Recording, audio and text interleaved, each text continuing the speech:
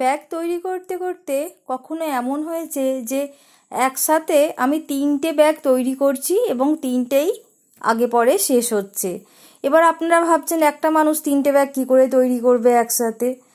এক সময় আমি একটা ব্যাগ তৈরি করা শুরু করেছি, তারপর আর মাঝখানে ভালো লাগেনি, আমি নতুন ব্যাগ তৈরি করা শুরু করে দিয়েছি।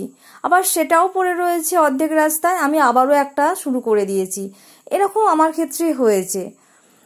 তো তারপরে দেখা গেল যে সবগুলোই অর্ধেক, কোনোটা শেষের মুহূর্তে চলে এসেছে, তারপর সবগুলো একবারে বসে কমপ্লিট করে দিয়েছি।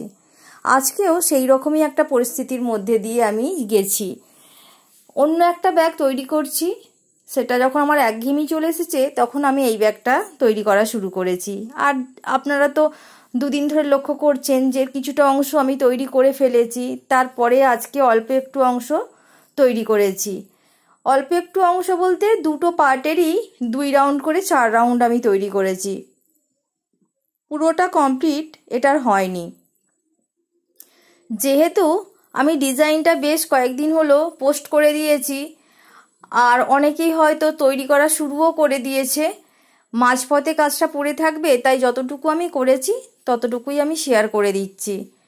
এখানে দুটো পার্টকে জুড়ে নিলেই ব্যাগটা কমপ্লিট হয়ে যাবে। এখানে আমি আমার পছন্দ মতো জুড়বো, আপনারাও আপনাদের পছন্দ মতো জুড়ে নিতে পারেন। জোড়াটা আর জটিলতা নেই, আমার চ্যানেলে প্রচুর ভিডিও রয়েছে 2টি পার্ট জোড়ার, সেখান থেকে দেখেও আপনারা জুড়ে নিতে পারবেন।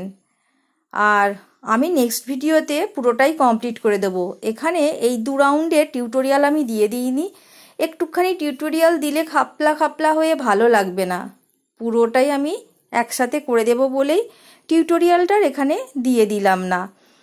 যারা পুঁতির কাজ অনেকদিন থেকে করছেন তাদের কাছে কালার ম্যাচ হলেই হয়ে যাবে। কাজটা দেখে তো বুঝতেই পারছেন 4টে পুঁতি দিয়ে কাজটা করা হয়েছে, খুবই ইজি। প্রথমে দিয়েছি ক্রিস্টাল কাট গোল পুঁতি, তারপরে দিয়েছি লাউ পুঁতি। নিয়মটা একই রয়েছে, আর 2টি পার্টে 2টি কালার দেওয়া আছে ডিজাইনটাকে ম্যাচ করার জন্য।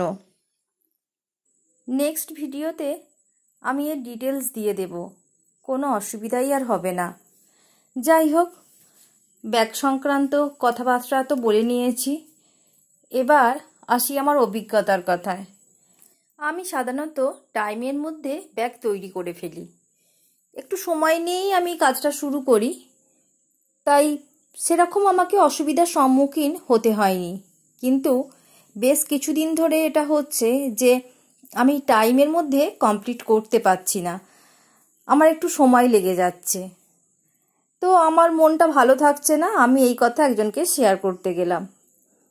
সে বলছে, এই তো কাজটা করা শুরু করেছিস, এরপর দেখবি এরকম হবে, তারপর আস্তে আস্তে ওটাও আবার ঠিক হয়ে যাবে।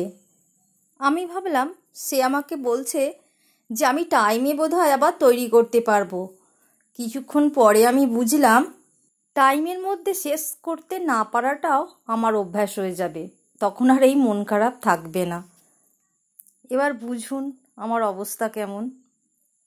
যাই হোক, আর আমি কথা বেশি বলছি না, দেখা হচ্ছে খুব তাড়াতাড়ি নেক্সট ভিডিওতে। টাটা।